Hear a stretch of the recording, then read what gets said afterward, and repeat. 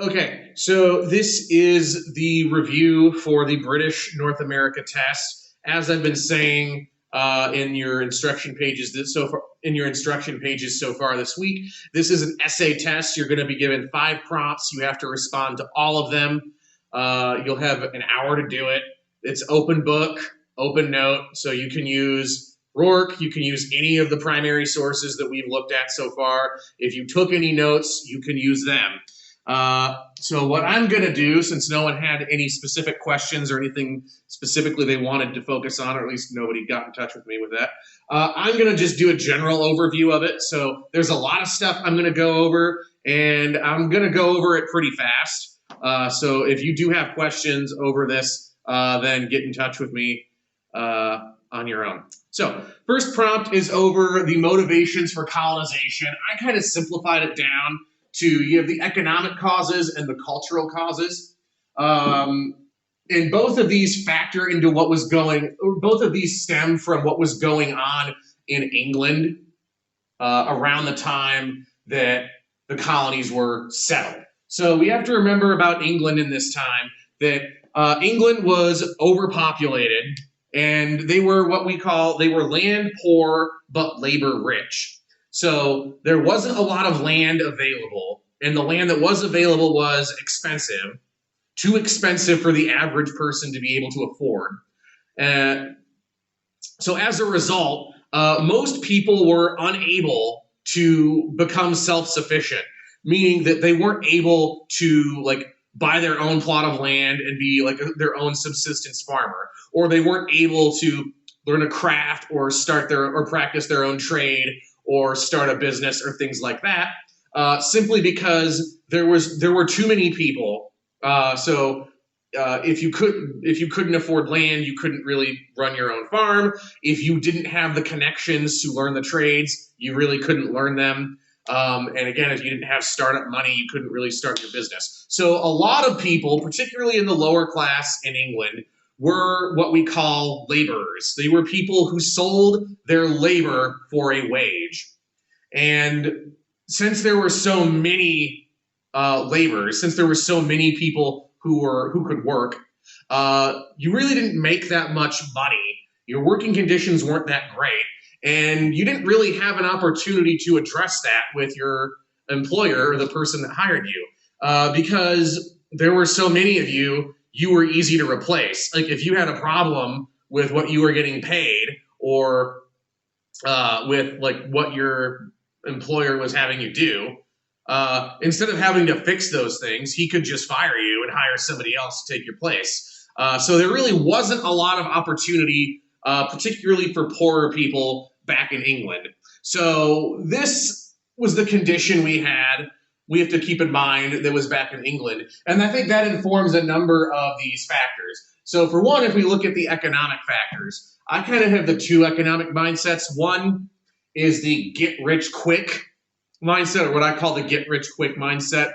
Basically, the idea would be these second sons of aristocrats or nobility who would basically go over to the New World looking to earn their own fortunes over there. The other one is, I sum it up as the God gives all things to industry mindset. Basically, that mindset of the Protestant work ethic, or also what I would call a bit more entrepreneurial, where you kind of want to go over and just start your own business or buy your own farm and basically be self-sufficient. Maybe make some extra money, but by and large, you just want to be self-sufficient. You don't want to be dependent on your employer for a wage. You want to make your money either by growing your food and basically being able to provide for yourself because you're a subsistence farmer, or because you make a product or provide a specialized type of service that you can then sell. You're not having to sell your labor.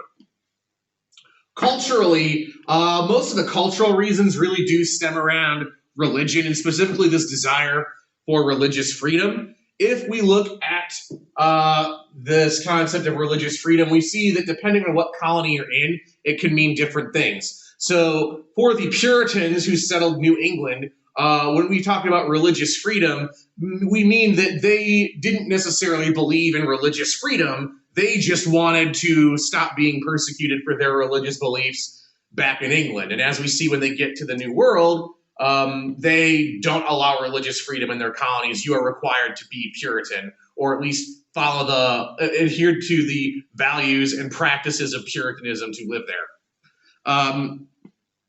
But again, the Puritans were fleeing religious persecution back in England, and they were also fleeing what they perceived to be an impure and corrupting culture in the Netherlands that they wanted to get away from. Basically, they essentially viewed the American colonies as an opportunity to create the pure culture, or to become the city on a hill.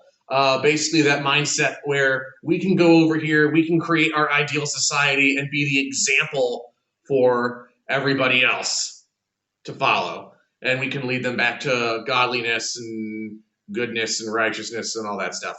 Okay. When we're talking about tolerance, for me, the middle colonies really scream this out. There were a couple of colonies, particularly Pennsylvania because of the Quaker background, and New York because of the Dutch background, that were way more tolerant of different religions, people of different ethnicities and different backgrounds there.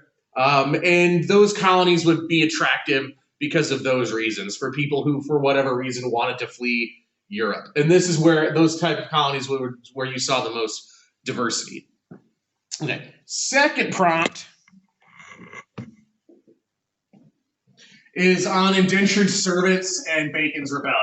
So just a review of what an indentured servant was. This was a person or an immigrant who was too poor to pay for their passage to the colonies. So what they would do instead is they would create and sell their indenture, meaning they would sell their labor to repay their passage. And the way this normally worked is basically they'd make their indenture with the captain of the ship or the company, like the company that owned the ship, who would craft their indenture and pay for their passage. And then when they got to the New World, somebody would buy their indenture from the company or the captain and basically have them for the duration of their service. Usually their duration of service would be between 4 to 7 years, depending on how much money they had to put forward, how likely they were to survive, the quality of work they'd be able to put forth, and things like that. There were a number of important aspects to remember about indentured servants. This was a temporary period of time where you would be indentured to a master. At the conclusion of your indenture, your master was required to give you freedom dues, which consisted of land, a suit of clothes, some money, and some food to allow you to basically get settled and get started. The most important one of those was land, because if you had land, then that meant you were now able to be more self-sufficient. So the American colonies were actually the inverse of England, where the American colonies were actually land rich and labor poor. Land was cheap in the New World. Anybody with really any money, anybody with a decent amount of money could afford to buy a plot of land and make their own living. And because of that, they had a hard time getting laborers and workers over there. So the indentured servant system proved a major and crucial component of particularly the plantation-based economy that developed at the beginning of this period. Simply because plantation agriculture requires a lot of work. It requires a lot of labor from a lot of different people. And because of that, indentured servants would be very popular amongst the planters because they could provide that labor. There were legal restrictions that applied to both the servants and their masters. One of the better examples of those applied to servants would be the marriage restrictions. So, for example, female servants they were not allowed to get married until their indenture was up. So either if you were a woman and you were an indentured servant, your husband either had to buy your indenture from your master, or your master would have to let you go, or you just have to wait until your indenture was up to get married. And the mindset behind that was, well, when you get married, you would have to serve your husband, and it's impossible to serve two masters. That was the mindset. So that would be an example of a restriction placed on servants. But masters had restrictions placed on them too. They were not allowed, for example, to be overly violent or use excessive force with their servants. So because of that, there were a number of restrictions placed on what they were actually allowed to do with them. And you'll see these arguments come up with slavery later on, where there were complaints by masters and planters that the indentured servants are lazy, and we can't incentivize them to work harder, meaning like we can't beat them or threaten them to make them work harder, and they know that. So the legal restrictions placed on indentured servants are actually important for the slavery, the development of slavery that comes about later. The indentured servant system also factors into Bacon's Rebellion. So just to review, a quick overview of Bacon's Rebellion. In the late 1600s, mid to late 1600s, there was an uprising in Virginia of landless poor whites and indentured servants, led by Nathaniel Bacon.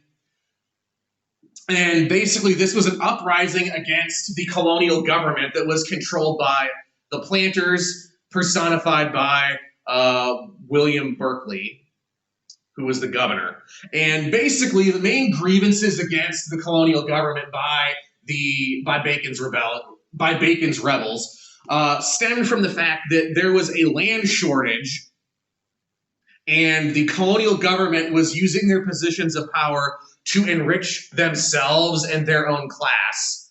So basically, they're saying that the planters who controlled the government, the rich people who control the government, aren't using their positions of power to help the people that they were put in place to govern.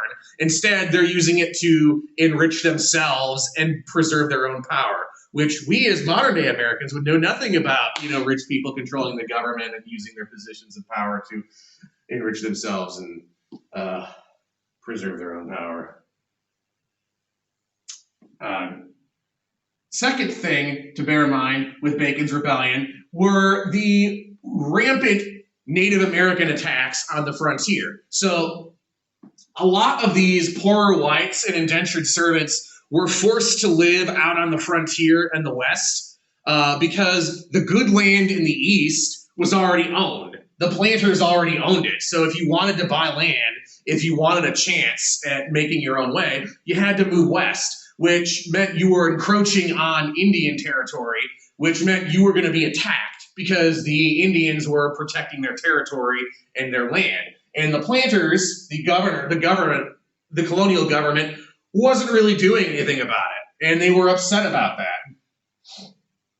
So Bacon's Rebellion reveals a number of problems with the social structure in particularly the South, but the colonies in general, in that when you promise people a land of opportunity and you can't deliver that for a substantial number of people, that's a recipe for instability. And with Bacon's Rebellion, with these indentured servants who, because of this land shortage, were most likely not going to get land, or if they did get land, it was going to be land that put them in danger of Indian attacks. They were not happy about it. Basically, you had a lot of people who felt they had been sold a false bill of goods, and they were ticked. So the issues revealed by Bacon's Rebellion, the strain it revealed about the economic tension or the social tension between the upper class and the lower class in the South, helps explain why slavery develops. Which brings us to prompt 3. So slavery develops slowly. It really doesn't get going until the late 1600s, early 1700s. But it became popular in the South for a number of reasons. One, as I said previously, plantation agriculture, that system of cash crops that dominated the Southern economy, and that the Southern economy and pretty much their entire way of life was structured around, required a lot of labor. And as Bacon's rebellion demonstrated, relying on indentured servants for that labor was not necessarily a long-term, a viable option long-term. That only works as long as you've got the land to give them at the end. So slaves became a more preferred source of labor for the planters. The big impediment to introducing slavery on a wide scale was slaves were really expensive. The average person in the South could not afford a slave at this time. They were just too expensive. However, when compared to indentured servants from the perspective of a planter, there were a number of advantages or benefits to using slaves as opposed to using indentured servants. For one, even though they were expensive, they were never freed. An indentured servant, you could only get 4 to 7 years of work out of them. A slave was yours for their life. You never had to free them, and occasionally one could buy their freedom, but that was pretty rare. Also, there were fewer restrictions put in place on slaves. Harsher methods could be used to force them to work. Basically, masters were allowed to use more violent methods to force their slaves to work harder, which they were not allowed to do with their indentured servants. And the introduction of slavery has a number of effects on the Southern social and economic hierarchy. And socially, slavery creates a racial hierarchy that supersedes the wealth hierarchy. So the wealth hierarchy that was exemplified by Bacon's rebellion was still there. There was still that massive disparity in power and wealth between the planter class and the poor whites. But that stopped to matter as much because of the introduction of this racial hierarchy, where the poor whites saw greater kinship or felt a stronger bond with the wealthier white planter class because they were all white, and they all reaped the benefits of being white in this racial hierarchy. So in a way, the introduction of this racial hierarchy via slavery helps gloss over and smooth the tension that was there between the upper class and the poor and the lower class in the South. Also, kind of going along with that, slaves serve as a visual reference or a visual symbol of one's wealth. Since slaves were so expensive, the more slaves you had, it was a means to show that you had a lot of money. And also, kind of feeding back into that, the more slaves you had, the more cash crop you could grow and process, and the more money you would get. So the ability to buy and own large numbers of slaves starts to become the barrier to entry for the barrier for social advancement in the South.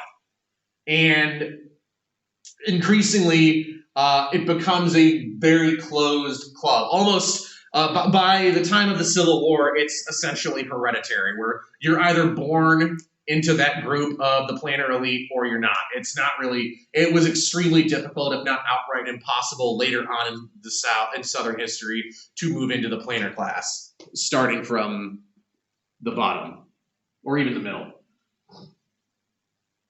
The racial hierarchy also brings with it and is reinforced by the slave codes, which dictate both the rights and privileges of white people over slaves and even over free blacks. And also, it dictates how slaves and black people in general were expected and required by law to act towards white people. And the introduction of slave codes really becomes a matter of concern following the Stono Rebellion, which was a pretty significant slave revolt in South Carolina. And what happens with that, it creates the fear and reinforces the fear within the white population in the South of further larger slave revolts. And it encourages the introduction of slave codes to try and mitigate or minimize the likelihood of future slave revolts happening. So the codification of race relations and basically how slaves and black people were expected and required to act towards white people really kicks into high gear following the Stono Rebellion. Okay. Prop 4 was about Puritanism and its impact on New England. So right off the bat, I think the most obvious response to how Puritanism influenced New England, well, Puritan values were enforced by law. As I said previously, if you were to live in New England, even if you wouldn't consider yourself a Puritan, you'd have to follow Puritan customs. So the activities that would be banned under Puritan morality were also banned for you. You were required to attend church on Sundays. You were not allowed to work on Sundays because that was breaking the Sabbath. So you would have to follow the law required you to follow Puritan customs and Puritan morals. Puritanism also heavily influenced the social hierarchy by essentially dominating it. And what I mean by that is the social hierarchy of New England in its earlier stages was really dominated and focused around what were called the visible saints. It's important to remember that Puritanism was an offshoot of Calvinism, the branch of Protestantism known as Calvinism, which believes and espouses in predestination. So the Puritans believed that before you were even born, God determined whether or not you would go to heaven or hell. And there was nothing you could do during your life to change that. He determined beforehand what was going to happen to you when you died. But they believed that you could tell whether or not you were one of the fortunate to be able to go to heaven by if you lived a good moral life. If you were able to do that, then they believe that was a sign that you were selected to go to heaven, and you were referred to as a visible saint. So the visible saints held the most sway in their communities at this time. Puritanism also actually had a democratic impulse on New England as well, notably in the form of the New England Town Meeting. Basically, since New England was focused on these tight-knit Puritan communities, decisions would be made democratically in the form of town meetings. The main hang-up here was you had to be a man and you had to be a member of the church in order to participate and crucially be able to vote in these meetings. But that is a significant fact that New England, and because of its Puritan influences, did experiment in early forms of self-government on a local level. Puritanism really changed and developed later on as New England became more integrated in the transatlantic trade. Notably, Puritanism became less important. Basically, I have written here, economic development encouraged secularization, meaning as the economy developed and as you start to move into that second generation of settlers and colonists in New England, religion and Puritanism become less important. There's still major influences, but they're not as influential as they were. And crucially, wealth starts to replace sainthood. So basically, the wealthy people, particularly the wealthy merchants in Boston, start to become the central figures in this society as opposed to the visible saints of traditional Puritanism. And there's a lot of cultural anxiety that took place in New England as the older generation kind of recognized these trends going on, basically as they saw their kids being less invested in the church. And you see that anxiety reflected in things like the Salem witch trials, where there was this rampant fear that their children were being corrupted by these outside demonic satanic influences. And as a result of that anxiety and that panic, I believe it was between 19 and 25 people wound up being executed for witchcraft. So that's not good. Okay. I will pick up on this last prompt in a minute here. Okay, last thing I want to go over, because your last prompt is about the shared traits of the colonies. And really what we start to see in particularly the early to mid 1700s is the formation of more of a uniquely American identity that's still a part of the British Empire, but becoming a more distinct, unique part of the British Empire. And the colonies start to develop some shared qualities that give rise to this. So first off, all three colonial regions, New England, Middle, and South, all have population growth, either from natural increase, meaning just people already there having kids, or from immigration. Basically, you have people moving to the colonies because they've heard about this land of opportunity and they want a shot at it. The colonies also have a high standard of living, evidenced by their high consumption, and specifically their ability to the ability of the average colonist to buy luxury goods from Great Britain and from Europe. This actually gave them a higher standard of living and a greater capacity for consumption than the average person back in Europe. The colonies also had limited experience with limited self-government, whether it was through things like New England town meetings or through things like the House of Burgesses in Virginia. By the mid-1700s, the colonies, by and large, had all had some degree of self-government, and they kind of liked it. And this was reinforced by the fact that since it took so long to communicate back and forth with Great Britain, again, on average, it took between 9 to 10 weeks to go one way from North America to Europe. It took too long for Britain to take an active role in their affairs. So the colonists really did have a lot of self-government, primarily just because Britain didn't care that much. That's about to change. The colonies also experienced a shared general decline in religiosity. While religion was still a component of culture and a component of their lives, it did not have the same level of importance as it once did. And a prime example of this declining religiosity was the rise of deism, or the deist movement amongst the educated and intellectual class, where you started to have you started to have people believing in a non-interventionist God.